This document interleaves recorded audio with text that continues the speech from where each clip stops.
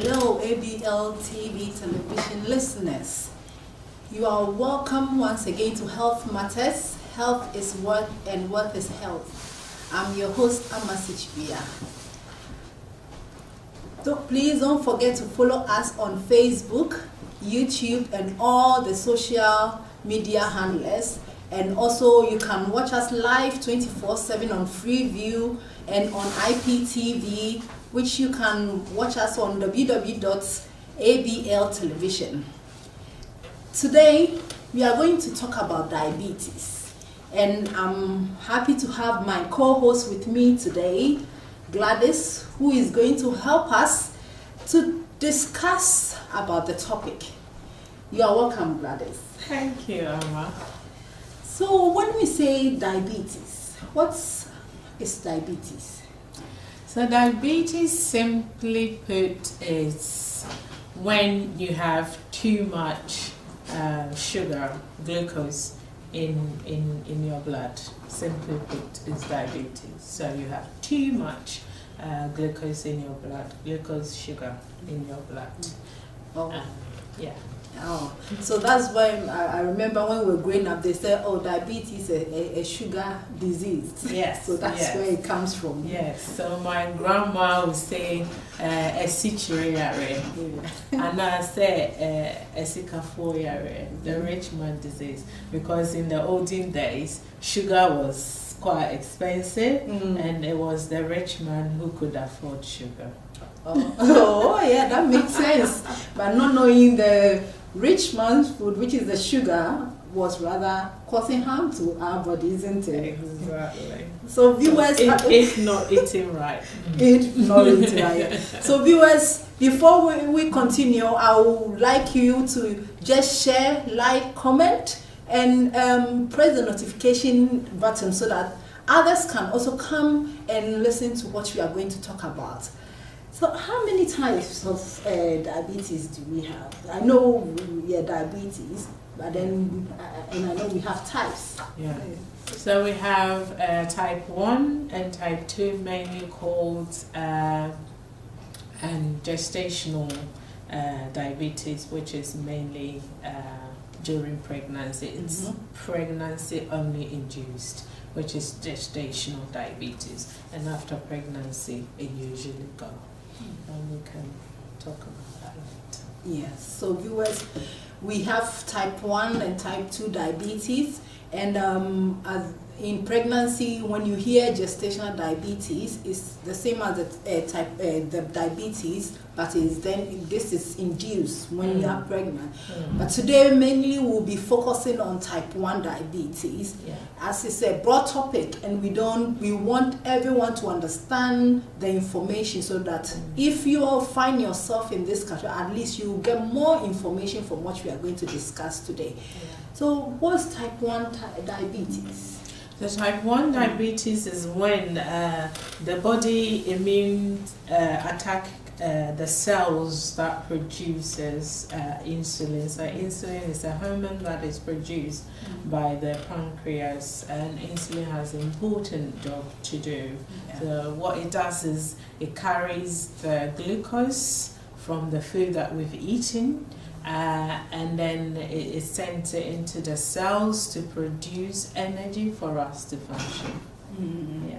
Yeah, so then at this point, if the body is not able to produce this glucose, which is the energy, then the body needs to find it somewhere. Exactly. And with that type 1 diabetes, your body doesn't produce it at all. So it's quite a serious condition. And then with the type 1 diabetes, unfortunately, it has no cause, because most of the health conditions will say, oh, is because of our lifestyle, or because I'm from this family, or because of my height or my weight. But then with this type 1 diabetes, we don't know the cause. No. So research says that the cause is unknown. They're still carrying on. There's a lot that is going on with Diabetic UK in terms of research, but at the moment it has unknown cause. Unfortunately, it's more like a lottery. When your number is up, then unfortunately it could be you or any other body. Yeah.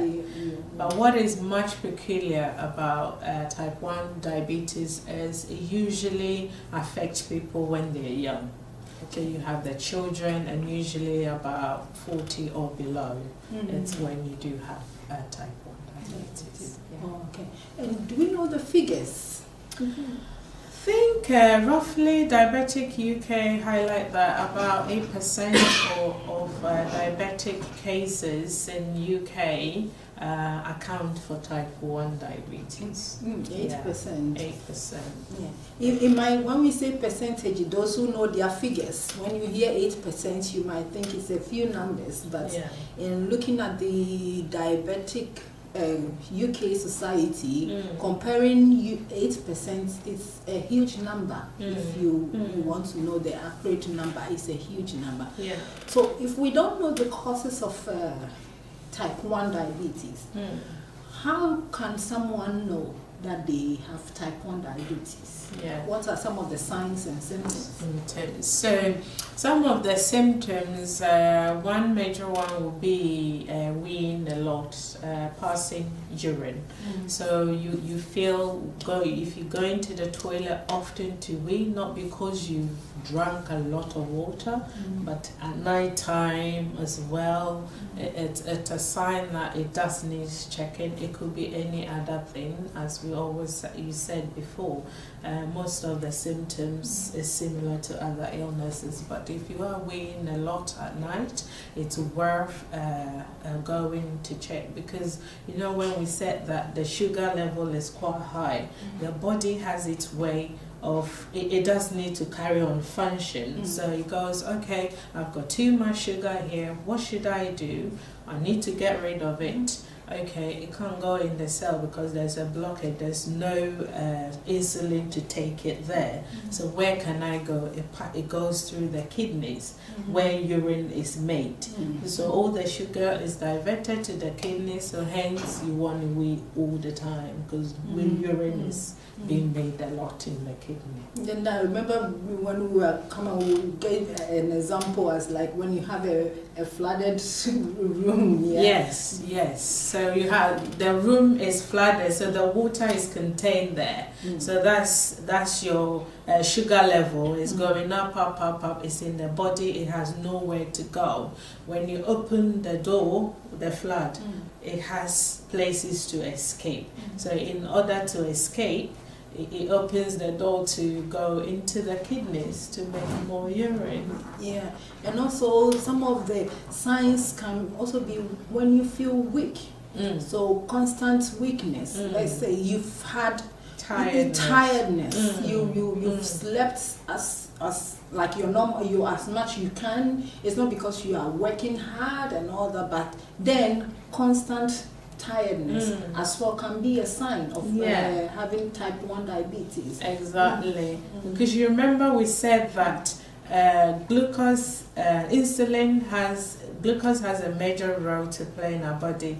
It generates, it's basically the fuel, but it does need the insulin to go and do the work.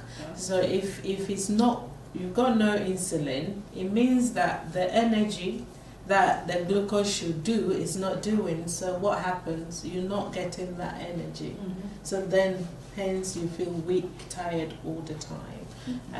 Another sign would be if you have a cut and it's not healing. A lot of diabetic wounds takes quite a long time to heal. So if you have a cut, that simple cut is not healing, then it's worth checking it out. Blur vision. And even sudden weight loss. Yes. Sometimes we in your own even lifestyle, I want to lose weight, but then this time you just see a sudden weight drop in your weight, then it has to be, for a concern, a cause for you to go and have it checked. And we're saying if the body needs something, Yeah. So if it's not getting that, then it will now go on the fat, trying Yes. to Yes. feed on the fat, which now then end up dropping your weight. Yeah, it breaks it. So obviously it doesn't need energy to function. So it depends. It switches the diversion of using your sugar energy to go on to break your body own fat to use it quicker, and it breaks it down quite quickly. So obviously most people, when you see that you're losing bulky muscle fat, is definitely muscle weight is definitely time to get it checked. Yeah, and when I was going through, one of the symptoms that I saw that was interesting was sometimes you got constant thrush, like the itchiness around your penis, itchiness around your vagina, the thrush. Is sometimes people, such things. This is not. I mean, it's not that serious. But then when you get that, you need to, like as we always say, if you get it checked and it's not what we are talking about or what you were thinking, it might be something else which you get help with. Yeah, exactly. So as you're saying, it's always worth it. Symptoms is telling you there is something wrong somewhere. So it's worth getting it checked to know what is wrong. So we're knowing what type 1 diabetes is, and also knowing that unfortunately there's no cause for it, but symptoms can let you know whether you need to be checked and is either type 1 diabetes. How can we treat it? How, if someone has gone and they diagnose them and they say, oh, you have a type 1 diabetes. Is that the end? Or is there something they can do? I mean, thank God for our medics and our pharmacists out there. There's a lot that if it's identified, like everything, identified early so that it helps to stop damages that it may cause to other organs and things like that. So as we said, because your body is not able to produce insulin, the main treatment will be insulin. And also most type 1 diabetics will need to be referred to dietitians, because when we said that you have too much sugar, but there isn't the insulin to transport the sugar to make energy. So what happens is every carbohydrate tends to glucose, which is sugar. So they tend to help you with what carbs you can eat and things like that to help manage your life, and again exercise to help to manage it really. And like you were exercising, you can swimming and all that. If you're having this weakness and all that, you can help strengthen your muscles by doing cycling and other things as well. Which I think just normal walking. It's a good one. And you do your regular yearly eye checks if you're diabetic, and foot as well. Which is free for every diabetic patient. So as I always say, money cannot buy health. But and there's no harm in asking or going to, if you go and they say you are not entitled to, at least they can direct you to charities, an organization that can help. So like what you said, if you are known to have a type 1 diabetes, please, there's a yearly check for you, your eye check, your feet check. When they give you this the appointment, please don't miss it, because then that's when, if there's any other condition you are generating due to this type 1, they can put a stop to it. And then for you to get treatment. So if you are having all those symptoms, please go to your GP, where your GP will refer you to the diabetic community or the specialist diabetic team, nurse who will be following you up and giving you appointment to attend. And also, you usually, if you diagnose diabetic, you'll be given a glucometer, which is the one you use to test your glucose level, to know how much insulin you should be administering and all that. So that will all be sorted out by your diabetic nurse. So yeah. Just it's free, so don't miss it. If you do need it, then please access it. Yeah, and there are other supports out there apart from your GP. If you don't want to contact your GP, there are other supports out there. As I mentioned earlier on before, we have the Diabetic UK. You can go there to get more on their website to get more information. NHS in England as well, you can go on their website to get more information on there. And one interesting thing that I read about is when you are known to have a diabetes or to have been taking insulin, please, and if you're a driver, please, you need to notify DVLA about it, because other than that, if they find out, you will be fined. Because of the hypo, if I'm right, the likelihood of you having hypo, which means your blood sugar can drop at any time, like what we are saying with the type 1 diabetes, where your body is needs insulin because your body is not producing that insulin that you needs to need. If you can have any like low blood sugar, so hypo means you have low blood sugar, and if you are by the steering, if you are driving, anything can happen. So if you are known to have a type 1 diabetes or any diabetes in any form, please try and contact DVLA and inform them, and then at least when you are driving, you know you are safe. Then when you are seen, you'll be fine.